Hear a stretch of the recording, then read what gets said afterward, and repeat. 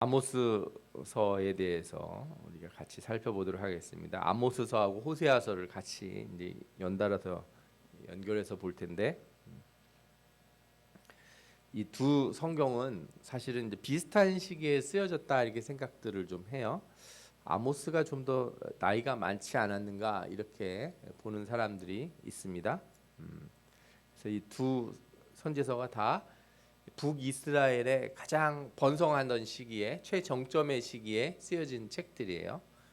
그리고 그 가운데 하나님의 심판의 말씀이 있다는 것, 이 두 성경의 특징인데, 이 두 성경이 어떤 차이를 좀 가지고 있냐면, 공통적으로는 이스라엘 심판과 멸망에 대한 예언이 들어있고, 또 회복과 번영의 약속들, 회개에 대한 촉구들이 다 들어있죠. 그러나 호세아서는 하나님의 긍휼하심과 사랑하심이 좀 더 드러난다면, 아모스서에는 하나님의 공의로우심, 거룩하심, 의로우심이 좀 더 드러나는 이런 균형이 좀 양쪽에 있는 것 같아요. 우리가 이런 부분들도 나중에 하나씩 하나씩 좀 살펴보겠습니다. 먼저 오늘은 그 아모스서의 내용을 이해하기 위해서 북이스라엘의 상황을 좀 살펴보고, 그리고 그 아모스서의 내용이 어떻게 전개되는지, 그 아모스서 내 안에서의 배경도 좀 이해를 해보겠습니다. 그리고 1장과 2장에 나오는 주변 민족들의 심판, 또 이스라엘의 심판에 대한 부분들, 이런 부분들을 좀 살펴보겠습니다. 그리고 그 뜻들이 무엇인지도 같이 우리가 보도록 하겠습니다. 먼저 북이스라엘을 좀 이해를 할 필요가 있는데, 남유다와 북이스라엘, 이스라엘이 원래 하나의 나라였는데 둘로 갈라지는 건 다 알고 계시잖아요. 표면적인 이유는 솔로몬 이후에 르호보암이 잘못된 그 정치를 합니다.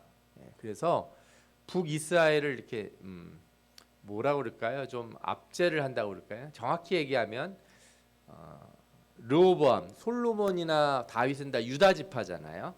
그러면 유다 지파에 대적할 만한, 대응할 만한 이스라엘의 가장 큰 지파가 어디냐? 그러면 요셉 지파예요. 유다 지파보다 사실은 더 큰 지파다 이렇게 말해도 뭐 과언이 아니에요. 왜냐하면 므낫세, 에브라임 두 개 합치면 크죠. 두 지파가 되니까. 그리고 여러분들이 다 아시는 대로 장자의 그 권한이 사실은 유다 지파에게 있어요. 그러니까 그 유다 지파의 첫 번째 이제 뭐라 그럴까요? 우선권을 가진 에이브라임 지파가 어떻게 보면 장자권을 주장할 수 있다. 우리가 이제 사람들이 유다 지파가 장자의 지파가 아닌가 이렇게 생각하는데 그렇지는 않습니다.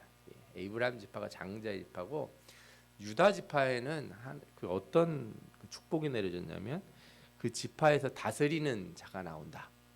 그 지파가 이게 왕의 지파가 될 것이다. 이런 의미들을 좀 가지고 있어요.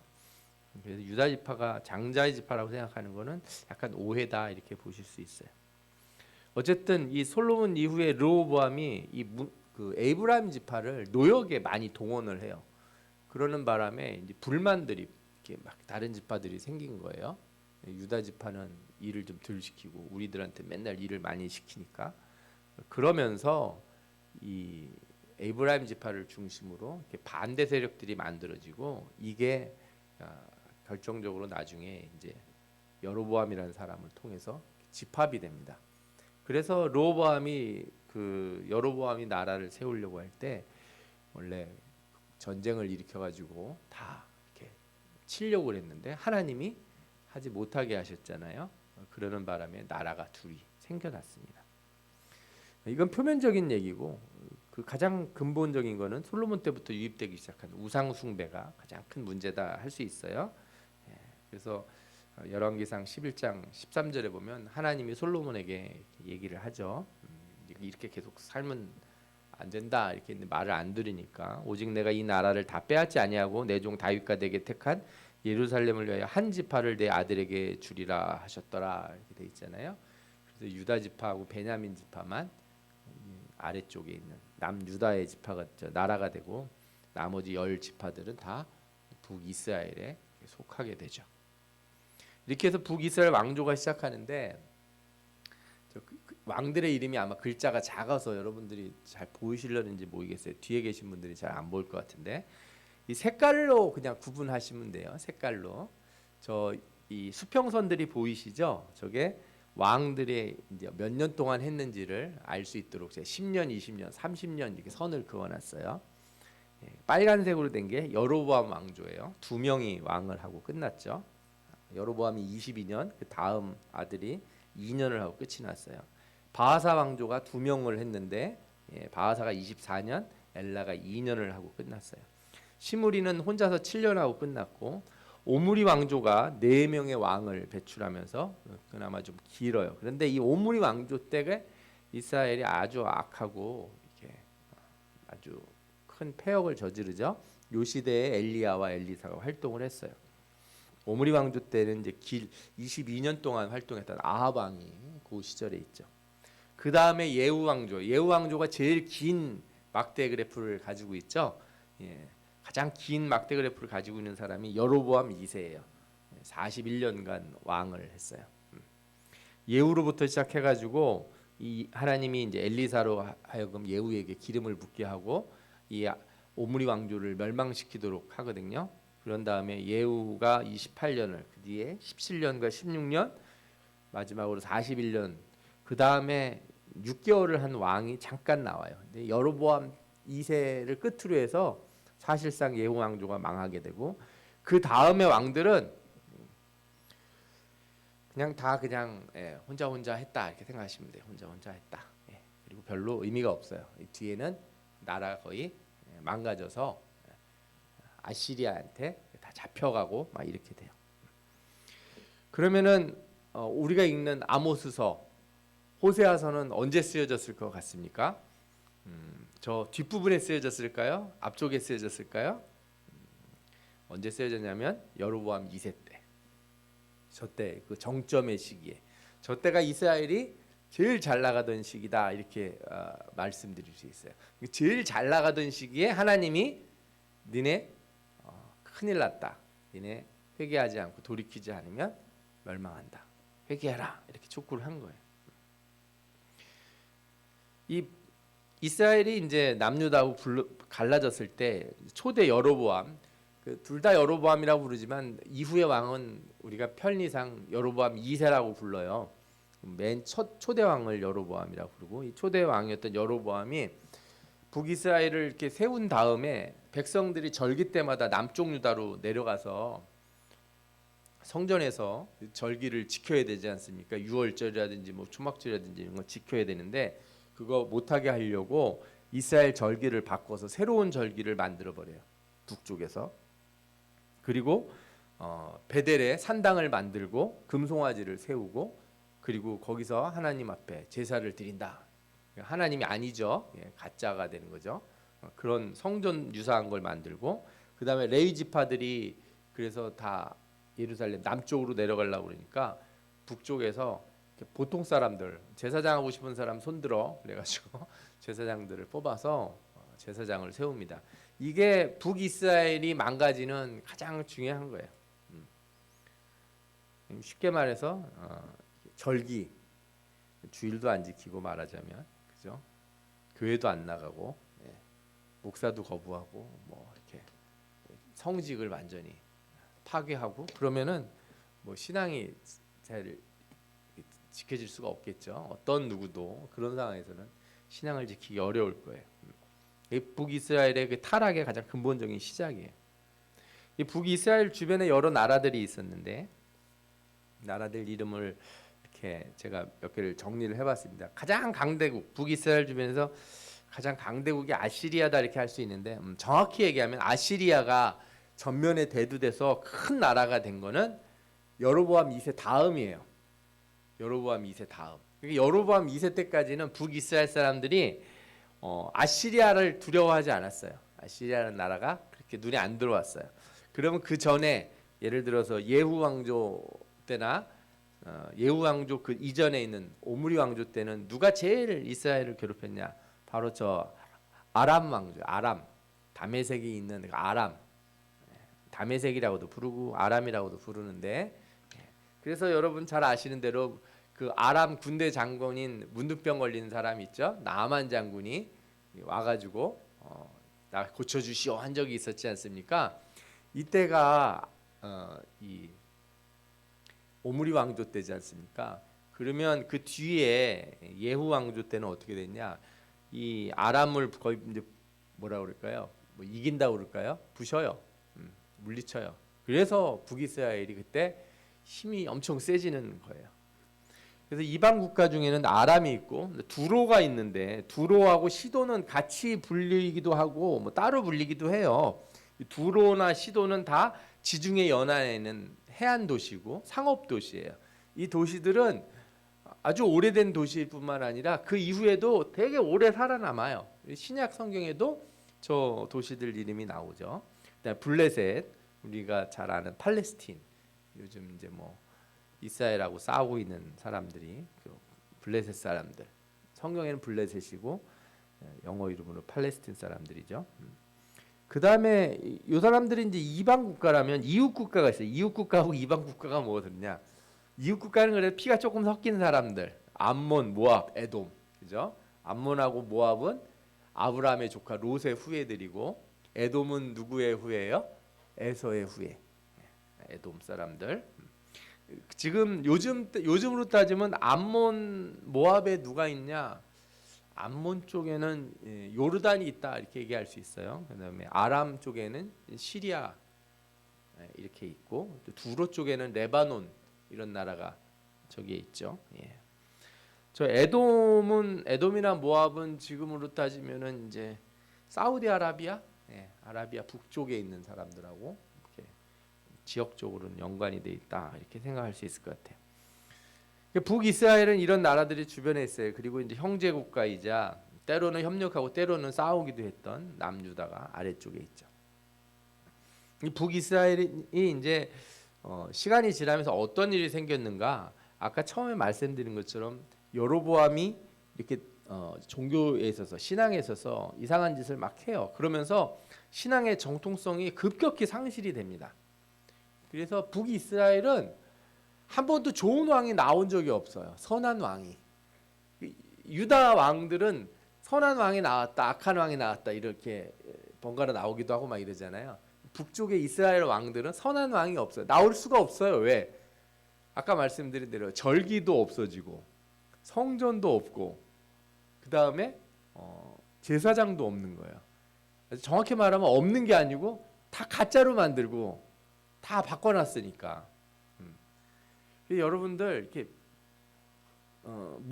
무신론자 혹은 교회를 안 다니던 사람이, 하나님을 모르는 사람이 하나님 믿는 게 쉽지, 이렇게 잘못 믿고 있는 사람이 이렇게 돌아오기가 쉽지가 않아요. 이상하게 이단에 푹 빠져 있는 사람들은 원칙적으로 원체 전부 다르게 알고 있으니까 이걸 고쳐주려고 그러면 이걸 잘 못 받아들이는 경우를 많이 봐요. 오히려 아무것도 모르는 사람이 예수를 잘 믿어요. 신자들도 그런 분들이 있어요. 한 번 잘못 알고 있는 거를 머릿속에 너무 깊이, 여러분들이 성경에 알고 있는 것들을 때로는 내가 왜 그렇게 생각하는지 한번 다 더듬어 보세요. 왜 나는 이렇게 하는지. 그래서 그게 내 안에서 답이 있어야 돼요. 근데 답도 없이 그냥 어디서 들었는지도 모르는데 나는 그냥 그렇게 배웠어 이렇게 생각하시고서 뭘 가지고 있으면 언젠가 그런 게 나의 잘못된 신앙관을 만들 수가 있어요. 조심해야 돼요. 네. 오므리 왕조를 지나서, 그러니까 아합 왕이 특히 그 시점이죠. 오므리 다음이 아합인데, 이 아합 때를 지나면서 우상 숭배가 나라 전체가 돼 버립니다. 그래서 뭐 바알과 아세라 선지자들이 막 가득 찼죠, 나라에. 이 오므리 왕조를 깬 사람이 예후거든요. 엘리사가 이제 기름을 부어요. 그래서 예후가 이 왕조를 다 부수고 이세벨도 죽이고 그래. 그래서 이 예후 왕조가 번성을 하는 이유가 있는 거예요. 하나님이 시킨 명령을 잘 지켜서 아합과 이세벨을 다 죽였거든요. 그 왕조들을. 그런데 예후 왕조를 통해서 약간의 개혁이 시도되는 것 같다가 예후가 생각해 보니까 자기가 이렇게 개혁을 했는데 신앙적으로 다 바꾸면은 또 남쪽으로 다 내려갈까봐 예후도 그 여로보암의 일을 버리질 못해요. 그래서 표면적인 개혁밖에 안 일어나요. 예후가 잘했으면 아마 이 북이스라엘 꽤 오래 갔을 텐데요. 그래서 이 예후 왕조의 끝이 여로보암 2세라고 할 수 있는데, 이때 정치적 안정과 경제적 번영이 일어나고, 반면에 부익부 빈익빈 사회적인 문제들, 공의가 깨지는 일들도 덩달아 커져요. 여러분들 나라가 번성하고 부자가 되면 다 좋은 것 같잖아요. 근데 그렇지 않아요. 이게 참 아이러니한 일이에요. 저도 그 사회 연구를 하는 사람 얘기를 들어보니까, 여러분 이렇게 부익부 빈익빈이 언제 커지냐 그랬더니 나라가 돈을 많이 벌 때, 경제가 좋아질 때 그렇게 생긴대요. 경제가 안 좋을 때는 다들 가난하니까 빈부격차가 안 나는 거예요. 나라가 돈을 막 벌면은 돈을 많이 버는 사람과 적게 버는 사람 차이가 갑자기 확 늘어나서 이게 분배가 잘 안 되기 때문에 그래요. 왜 많이 버는 사람들이 세금을 떼가지고 많이 떼어서 막 나눠주지를 않잖아요. 그렇게 안 하려고 하고, 그렇게 하는 거를 사회적으로 별로 좋아하지 않는 거죠. 그래서 더 그런 일이 생기는데, 요즘도 그런데 뭐 옛날에는 오죽했겠습니까? 이 부익부 빈익빈이 아주 커져서, 특히나 신앙이 깨져 있는 상태에서 이스라엘처럼 율법을 통해서 사회적인 이 제도나 공의가 유지가 돼야 되는 나라에서 우상 숭배를 하게 되니까, 이거는 뭐 착취라고 하는 것, 남의 것을 뺏고 땅을 뺏고 돌려주지 않는, 신현이라는 건 아예 지켜지지도 않는 그런 상태니 오죽하겠습니까? 예후 왕조가 끝나는 시점에 아시리아가 이제 커져요. 점점 커져서 결국에 이스라엘이 이제 그 아시리아에게 멸망하게 되는 거죠. 이 시점이 이제 아모스의 내용 배경이 되는 시점이에요. 아모스서에는 어떤 내용이 있냐면은 1장과 2장에 열국에 대한 심판에 대한 말씀이 나와요. 그래서 시리아 블레셋, 시리아가 아까 말했던 다메섹 있는 데죠. 그다음에 블레셋, 두로, 에돔, 모압, 암몬, 유다, 이 이스라엘에 대한 심판에 대한 말씀들이 나오고, 3장에서 6장까지는 이스라엘을 향한 예언들이 백성들과 나라와 사회 전체를 향해서 말씀하세요. 그다음에 7장에서부터 9장까지 5개의 환상이 나와요. 5개의 환상. 이게 아모스서의 가장 기본적인 구조예요. 이건 뭐 그냥 읽어보시면은 다 아실 거라고 생각해요. 아모스서의 특징이 있어요. 내용 흐름을 보면 시작에 이스라엘에 대한 심판을 먼저 얘기하고, 그러면서 점진적으로 다른 이방 옆에 주변 나라들에 대한 심판을 얘기하는 게 아니고, 혈통적으로 무관한 나라들에서부터 시작을 해요. 그리고 가까운 나라들로 점점 와요. 아까 보여드린 순서대로 전혀 무관한 다메섹, 블레셋, 두로에서 시작해서 에돔, 암몬, 모압으로 와서 유다와 이스라엘에 대한 심판을 언급을 하는 거죠. 이 심판의 예언은 유다 멸망까지도 이루어지고, 이 멸망 이후에 이스라엘의 회복과 유다와의 통일까지 다 포함되는 말씀이 있어요. 그래서 가만히 읽어보면은 이후에 우리가 예레미야나 에스겔서에 보면은 나오는 예언들과 유사한 예언들이 아모스서에도 이미 들어가 있어요. 그러면 이제 아모스라고 하는 사람이 이제 궁금해지기 시작하잖아요. 이 사람 도대체 누군가? 이스라엘 왕 요아스의 아들 여로보암 시대에 이렇게 되는데, 이게 여로보암 2세 때죠. 기원전 한 787년에서 750년으로 추정되는데, 이건 뭐 학자들마다 달라서 책마다 보면 조금씩 틀려요. 대충 이때쯤이다 이렇게 생각하시면 돼요. 가장 번성하던 때 심판을 예언한 선지자가 된 사람이에요. 그런데 이 사람은 북쪽 이스라엘 사람이 아니에요. 말하자면 나라가 둘로 갈렸는데, 그죠? 뭐 우리나라 따지면 뭐 북한하고 비교하기는 좀 애매하죠. 북한으로 사람이 넘어갈 수가 없으니까.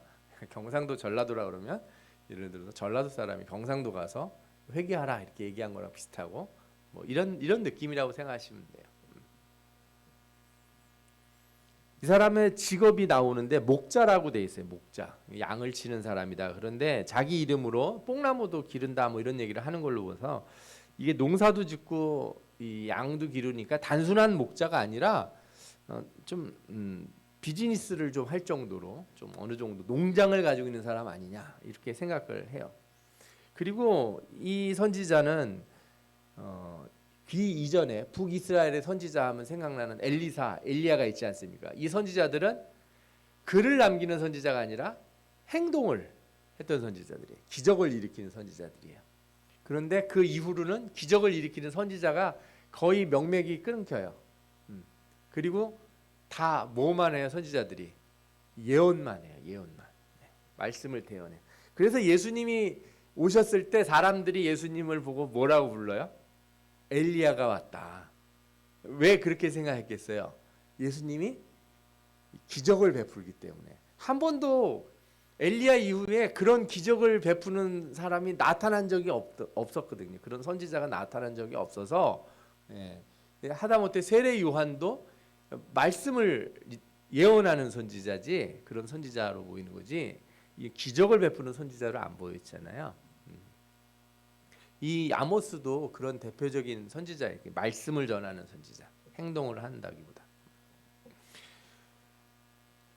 그리고 여기 특징적인 게 하나 나오는데 지진 전 2년이라는 표현이 아모스 1장 1절에 나와요. 그러니까 지진이 나기 2년 전에 아모스가 이 예언을 했다는 거예요. 아모스 예언들을. 그리고 이거를 알 수 있는 내용 중에 하나가 스가랴서죠. 스가랴서 14장 5절. 스가랴서 14장 5절에 나오는데 너희가 그 산 골짜기로 도망하되 유다 왕 우시야 때에 지진을 피하여 도망하던 것 같이 하리라. 이렇게 나오죠. 지진이 그때 났었다는 기록이 있는 거예요. 우시야 때, 여로보암 왕 때 지진이 난 거예요. 여러분들 요즘 터키에서 지진이 크게 났잖아요. 그 터키에 지진이 난 그 지진대가 어디를 관통하냐면 이스라엘 정중앙을 관통해서 내려가요. 그래서 이게 쭉 관통해서 내려가서 우리 시나이 반도 있는데도 이렇게 지나가요. 그러니까 우리가 성경에 보면은 고라 자손들 땅이 삼켰다 그러는 거 이게 그냥 뭐 땅이 딱 벌어지는 게 지진이라는 걸 금방 알 수 있어요. 실제로도 거기가 지진대가 이렇게 선이 쭉 가져 있어서 그 지진이 잘 나는 곳이에요. 이스라엘이나 그쪽에 전부 다. 가끔씩 이렇게 지진이 크게 났던 기록이 있는 걸 알 수가 있어요. 그러니까 아모스 선지자가 어떤 때 활동한 거예요? 나라는 엄청 번성하고 힘은 제일 세고 돈도 잘 벌고 다 좋다고 말하는 때, 그렇지만 사회는 공의가 깨지고, 그죠? 가난한 자들은 힘들게 살고 부자들만 잘 사는 그런 시절인데, 그러다가 나라에 뭐가 와요? 큰 지진이 와요. 큰 지진이 오고, 그러면 휘청하겠죠? 그리고 나서 다음 왕이 6개월 만에 죽고, 그죠? 다른 왕조가 생겨나요. 그 뒤부터 누가 접근을 해와요? 아시리아가 공격을 해오는 거예요. 이게 우리가 다 아니까 그런데, 우리가 다 아니까 그런데, 여러분들이 지금 우리가 막 생각을 해보세요. 언제적으로 생각해 보면 좋냐면은 2019년이라고 생각해 보세요. 2019년. 그때 경제가 좋았는지 모르겠지만 하여튼 뭐 경제가 좋았다고 치고 잘 풀렸어요. 오랫동안 부동산 경기도 안 좋았다가 그때 막 좋아졌어. 그러다 이렇게 다 갔는데 누가 회개하라. 회개 안 하면은 하나님이 전 세계를 치실 것이다. 그러면 사람들이 아유 또 어디서 이단 하나 나왔나 보다 뭐 이러고 있었겠죠. 그러다가 코로나가 확 휩쓸고 우크라이나 전쟁 터지고 요즘같이 또 지진 나고 막 이러다가 또 어디서 화선이라도 뻥 큰 거 터지고 막 이러면은 이제 우리는 생각이 막 확 휘청휘청 할 거야 아마. 근데 그런 일이 있기 전에는 사람들이 들을 때 어떻게 들려요? 이 말씀이 안 와닿는 거예요. 안 와닿는 거. 여러분들 종말이라고 하는 거, 심판의 이 예언이라고 하는 거를 너무 거시적이고 거창하게 생각하지 마세요. 심판의 날은 우리 인간에게 모든 개인에게 다 와요. 한 번씩. 언제 와요? 죽을 때 오죠. 죽을 때. 그리고 죽기 전에도 그 죽을 때와 같은 심판의 날이 때때로 와요. 주기적으로. 학생들은 언제 와요? 시험. 내가 어떤 단계를 지날 때마다 다 평가를 받아요. 사업하는 사람은 사업하는 대로 와요. 그죠? 뭐 가정에서 주부로 사는 분들은 안 옵니까? 아니 다 와요. 뭐 예를 들어 부부 생활에도 이런 위기의 때가 항상 옵니까? 안 옵니까? 와요. 자녀 양육을 하다가도 위기의 때가 옵니까? 안 옵니까? 옵니다. 아무 일 없이. 전 그런 사람은 한 번도 본 적이 없어요. 내 인생엔 아무 일도 없었다.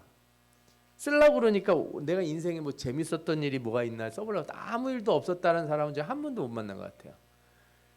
앉아보시라고 했는데 얘기하면 내가 오늘 밤새도록 얘기해도 다 못할 거라는 분들이 훨씬 많지. 전 별로 할 얘기가 없는데요. 이런 분들은 별로 없어요. 무슨 얘기를 하고 싶으냐? 하나님이 우리들한테 언제 경고를 주러 주시냐면 일이 터지기 전에 주세요. 문제는 그때 잘 안 들린다는 데 문제가 있는 거예요. 잘 안 들린다는 게.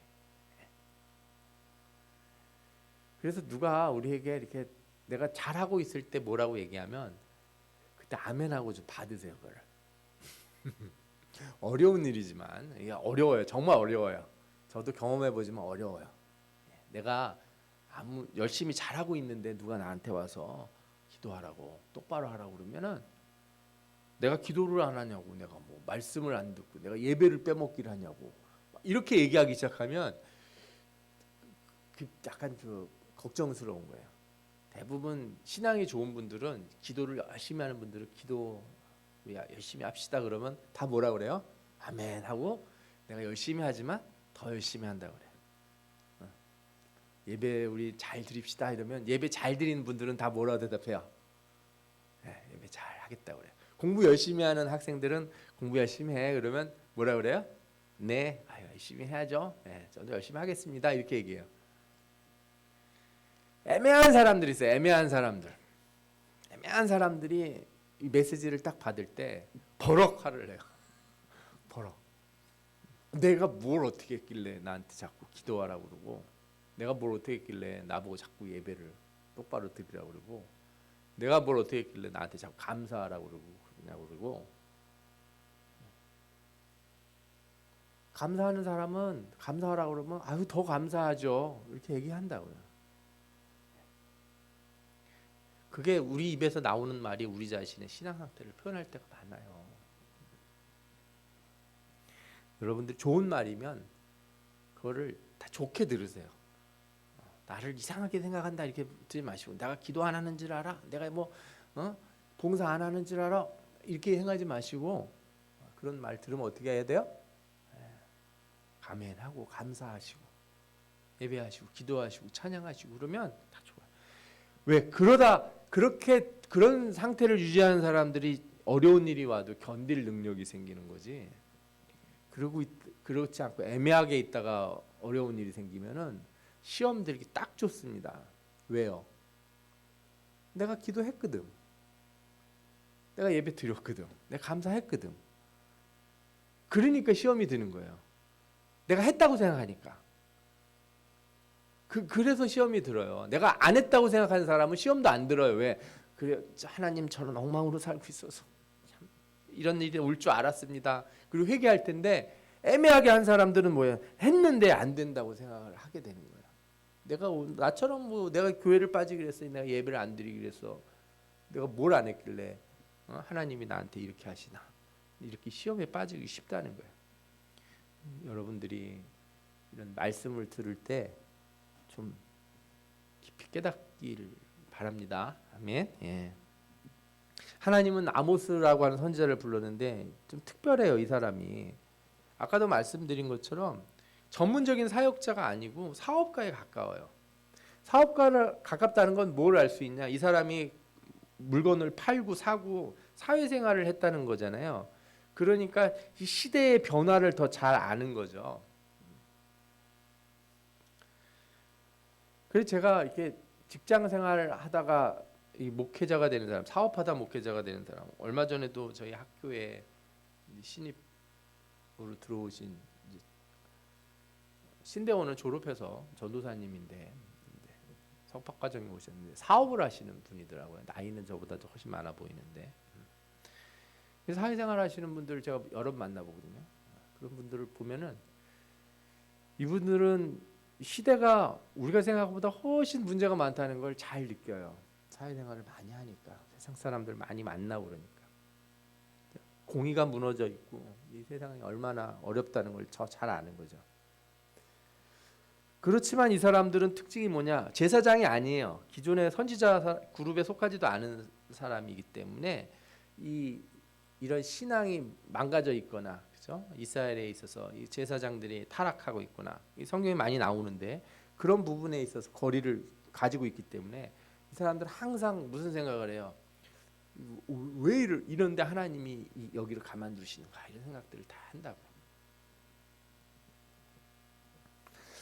물론 이 상황이 조심스러운 상황이긴 해요. 왜 조심스럽다고 생각하세요?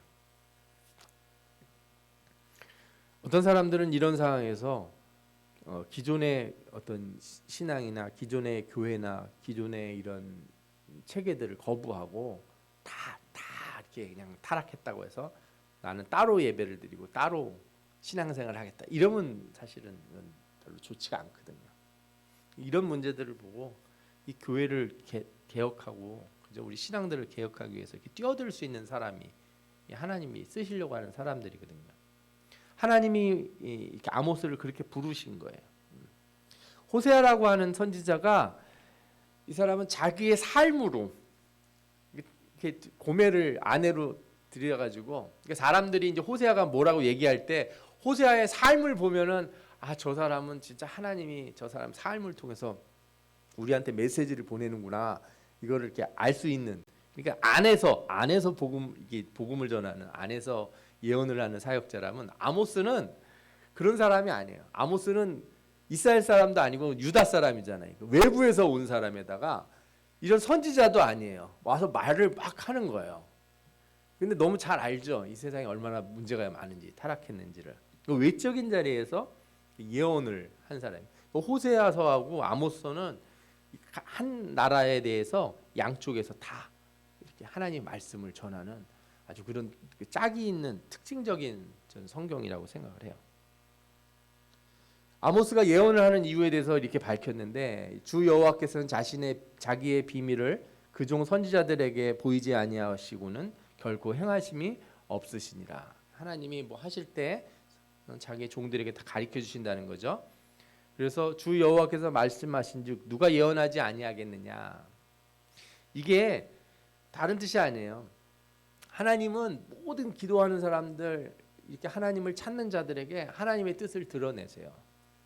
하나님의 뜻을, 신실한 신자라면 여러분들은 다 하나님의 은혜로 이 세상에 대한 나름의 그 하나님의 뜻을 알 수 있다는 거예요. 뭐 거창하게 무슨 선지자가 됐다는 의미가 아니더라도 이 시대가 참 어렵다, 이런 거 정도는 다 알 수 있잖아요.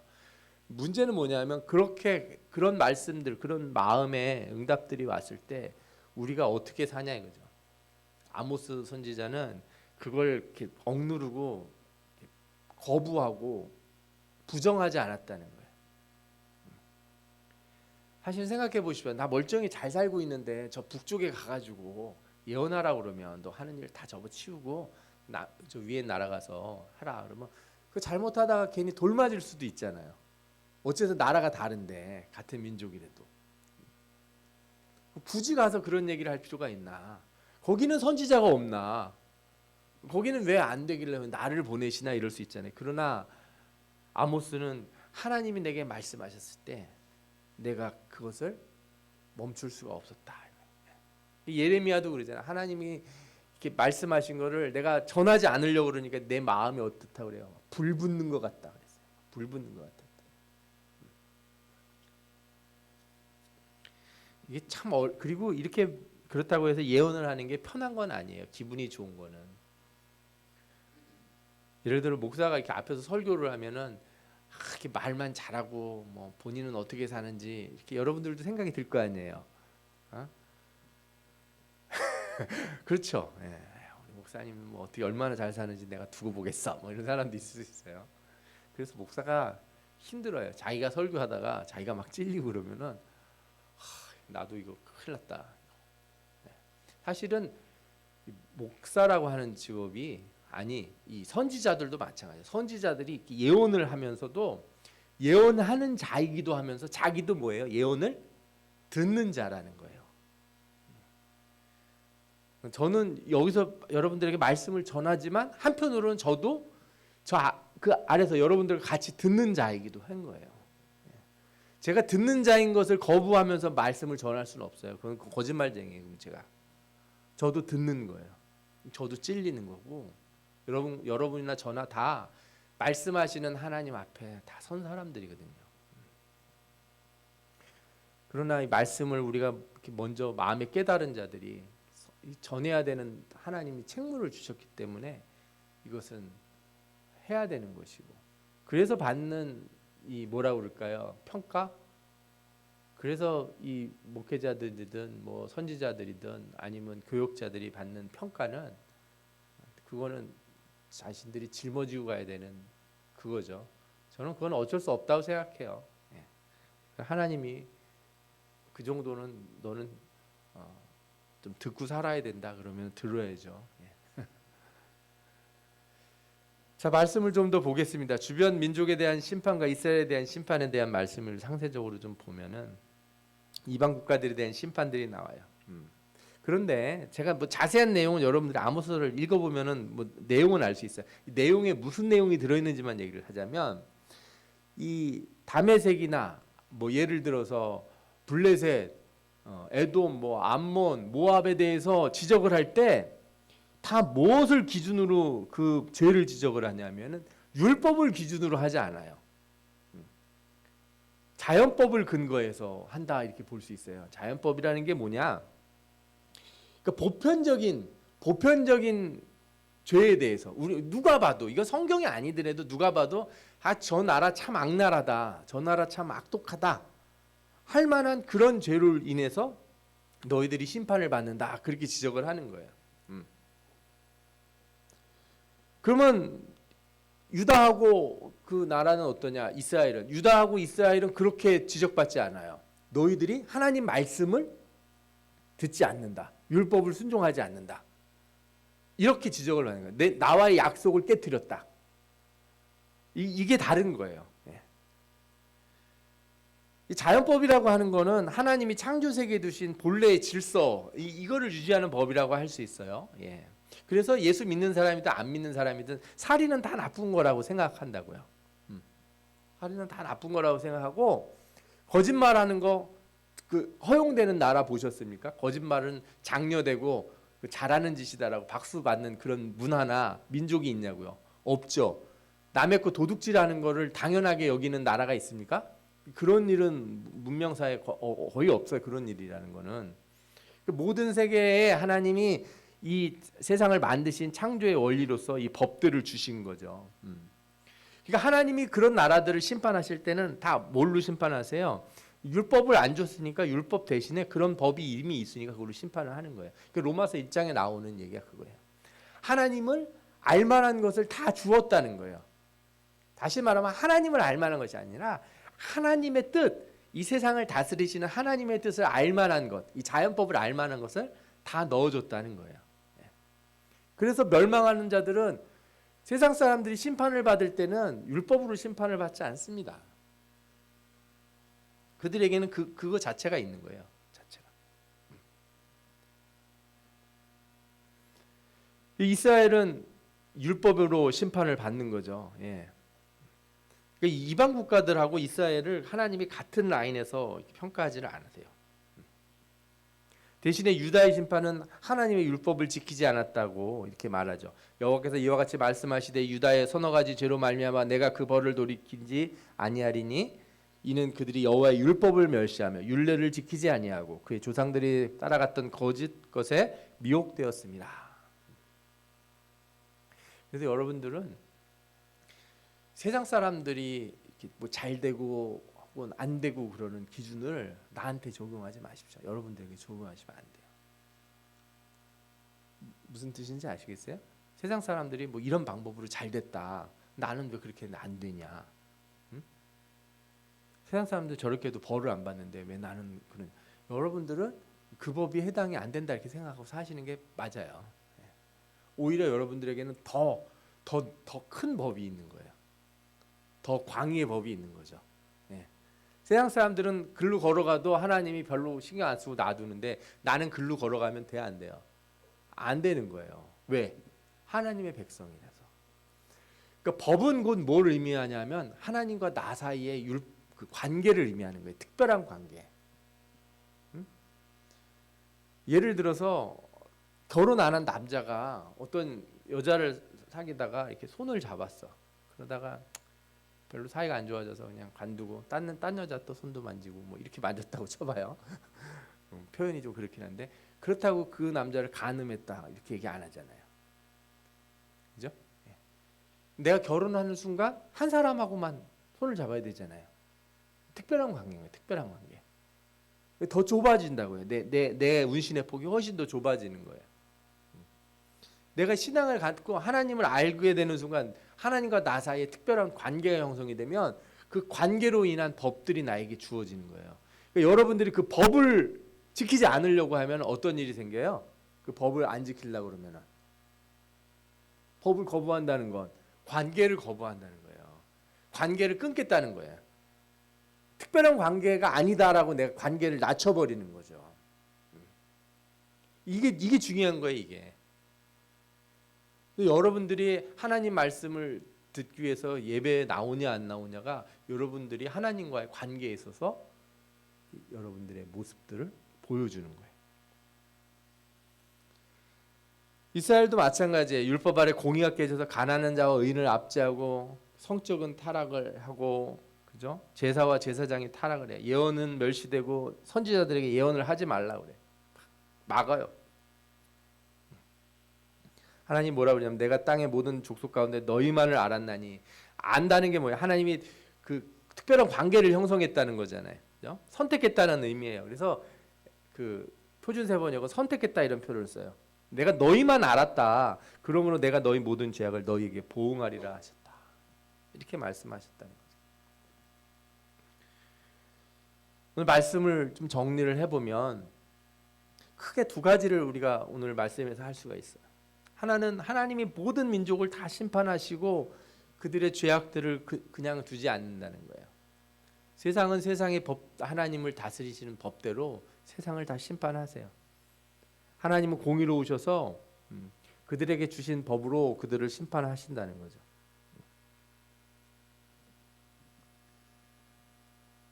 율법이 지켜지지 않은 시대에 하나님 백성의 번성함, 이스라엘이 이제 법을 안 지킨데도 막 번성했잖아요. 그러나 그 시대라고 하나님이 간과하시는 건 아니에요. 오히려 그 백성이 번성한 뒤에 뭐가 있냐? 심판의 예언을 듣지 못하게 하는 그 악이 있는 거예요. 죄악이. 선지자들의 입을 막은 죄가 있는 거죠. 그럴 때 하나님이 경건한 자를 들어서 심판의 때를 경고하시는 거죠. 여러분들도 잘 될 때 항상 돌아봐야 돼요. 이게 내가 은혜 가운데 축복으로 잘 되는 건지 아니면 내가 다른 방법들 속에서 내가 하나님을 잊어버림으로 잠시 잘 되는 것처럼 보이는 건지 이것들을 항상 생각해 볼 필요가 있어요. 하나님은 이스라엘 백성들 앞에서 자신을 드러내세요. 앞서 말씀드린 것처럼 선지자들에게 보이지 않고는 결코 행하심이 없으시리라 이렇게 말씀하셨잖아요. 그죠? 예. 그런데 저는 이 말씀을 보면서 무슨 생각이 드냐면 하나님은 심판 전에 항상 사인을 주신다 이런 생각이 들어요. 심판 전에 사인이 온다. 성읍에 나팔이 울리는데 백성이 어찌 두려워하지 아니하겠으며 여호와의 행하심이 없는데 재앙이 어찌 성읍에 임하겠느냐 이런 말씀이 있거든요. 하나님이 무엇인가 일할 때 도적같이 오시지만 도적같이 오시지 않는다는 걸 아셔야 돼요. 누구에게 도적같이 오세요? 생각 없이 사는 사람들에게는 도적같이 오는데 날마다 깨어있는 사람에게는 그날이 가까이 왔음을 항상 느끼게 돼요. 저는 주님이 그래서 뭐 몇 월 며칠 날 오시느냐 이런 거를 아는 게 우리한테 중요하지 않아요. 이 시대를 보면 이 시대가 우리에게 계속 가르쳐 주는 게 있어요. 이 시대는 어떤 시대다? 깨어 있어야 된다. 주의하라, 각성하라. 아니 뭐 전쟁이 안 나고 지진이 없어도 깨어 있어야 되는 건 당연한 일이죠. 그런데 이런 사인이 있을 때도 안 깨어나면 어떻게 할 거예요? 이게 분명한 사인이 보이는데도 이렇게 어리석게 있다면은, 응? 저는 요즘 청년들 보면서 그런 생각이 많이 들어요. 뉴스나 이런 데서 보면은 뭐 우리나라 출산율 떨어지고 경제 어렵고 뭐 안 좋고 얘기 막 계속 나오잖아요. 예. 그런데 그 얘기를 불평하는 사람들은 엄청 많아요. 비판하는 사람들도 많아요. 근데 준비를 아무도 안 하는 것 같아요. 그냥 세상이 이러니까 그냥 배에 지금 물이 막 콸콸콸콸 들어오고 있어요. 지금 배에 구멍이 뚫려서 배가 좀 큰 배긴 해. 우리나라 배가 작진 않잖아요. 우리나라라고 배가. 근데 지금 배 밑에 구멍이 뚫려서 지금 물이 새고 있단 말이에요. 다들 무슨 얘기를 해요? 물 샌다 그래요. 물 샌다. 청년들도 그러고 어른들도 그러고 다 물 샌다고 그래요. 뭐 국민연금이 어쩌고 뭐가 어떻고 뭐 북한에서는 미사일을 만들고 뭐 여러분들 뉴스 한 번만 보면 하루면 다 할 수 있는 거잖아요. 옆에 나라들과의 관계가 어떤지 다 알죠. 다 무슨 얘기를 해요? 저기 물 샌다. 그럼 뭐 하는 거냐고요. 물 새는데. 다들 이렇게 있어요. 다 누구 잘못이래요? 뭐 정치인들 잘못이에 뭐 하여튼 나는 아니야. 나는 아니야. 나는 아니야. 다 나쁜 사람들이 따로 있어. 저 구멍 낸 애들이 따로 있어. 구멍 낸 애들이 따로 있겠죠. 근데 거기서 계속 그러고 있으면 물이 차요. 뭐라도 해야죠. 뭐라도. 뭘 해야지. 아무것도 안 하고 놀고 있으면서. 그러니까 비판하는 걸 나쁘다고 그러는 게 아니에요. 비판하세요. 사회가 문제가 있으면 얘기하세요. 괜찮아. 그러면 그 다음에 신자는 그렇게 한 다음에 뭘 해야죠. 뭘 하는 거예요. 아무것도 안 하고 그러면 뭐예요. 기도라도 하시고, 기도라도라는 표현도 좀 그러네요. 기도가 그냥 하찮은 것처럼 느껴져서 죄송합니다. 기도해야죠. 바르게 살기 위해서 깨어 있어야 되죠. 애써야 되는 거예요. 더 수십 배 애써야 되는 거예요. 왜? 이제 물 차면 노를 저어도 잘 안 갈 것 같으니까. 그래 깨어 있으라는 거예요. 힘내라는 거예요. 열심을 내라. 신앙도 열심을 내고 삶도 열심을 내고 더 어려워진다. 모르는 거 아니다. 앞으로 10년 뒤에 더 어려워진다는 얘기는 사람들이 다 있으니까 더 어려워질 때 왜 더 어려워졌냐고 저한테 묻지 마시고 왜냐면 우리 10년 전에 알고 있었다는 거예요. 네. 앞으로 다 어려워질 거 다 알고 있으니까 지금도 어떻게 해야 돼요?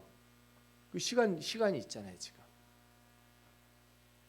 하나님이 아모스를 보내는 이유가 그거예요. 제일 번성하던 시기에. 아니다. 지금 문제가 있다. 깨어나야 된다. 하나님이 사인을 보내고 있다 이거예요. 여러분들이 그 사인을 보시고 깨어나서 준비하시고 대비하시고 돌이키시는 분들이 다 되시기 바랍니다. 우리 다 같이 기도하겠습니다. 통성으로 기도할 때 하나님 우리 눈을 열어 주옵소서. 깨어나게 하여 주옵소서. 시대를 분간하게 하시고 하나님이 주시는 경고를 들을 수 있는 믿음과 신앙의 눈을 귀를 열어 주옵소서.